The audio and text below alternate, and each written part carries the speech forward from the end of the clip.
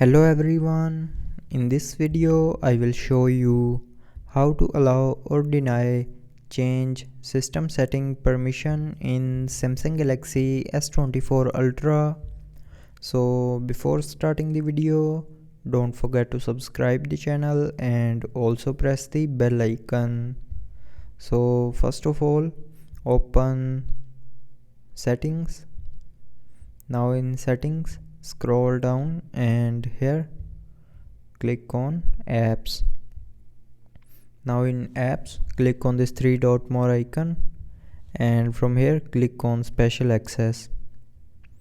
Now here in special access, click on change system settings, and in system settings it will show you the list of apps that can change the system settings.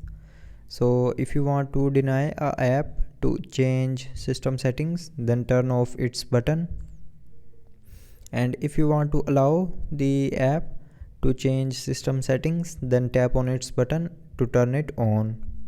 So with these buttons you can allow or deny apps to change system settings in Samsung Galaxy S24 Ultra.